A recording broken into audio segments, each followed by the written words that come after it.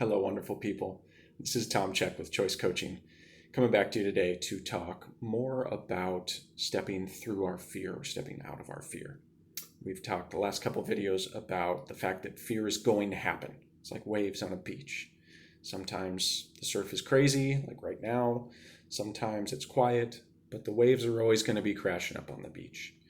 And when we accept that fact, it gives us the ability to deal and cope and actually thrive in times of fear.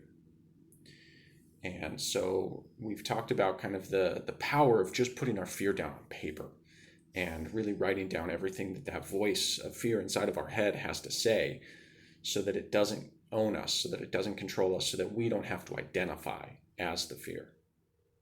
And fear is the loudest of the three voices, but it's not the only voice in there. And once we tire it out like a puppy, then we can start to hear some of the other voices. And the next one that we focus on that's really valuable is our voice of reason, our voice of logic. And the voice of reason and logic is really good at creating plans. And given a set of variables, it will figure out how to get you through it.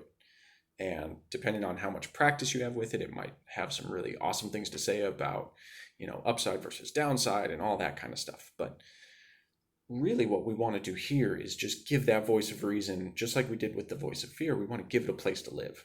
And that's on a sheet of paper.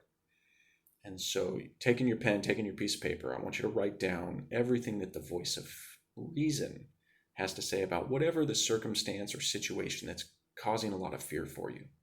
What does it have to say? If you were to step out of fear and it's not running the show, what does your voice of reason have to say?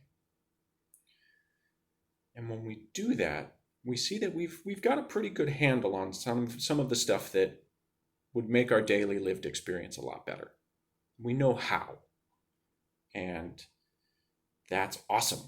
And if that's all we do is we write down our fear and we write down the logic, then we've got a really great space to start making some choices about what we do in our day.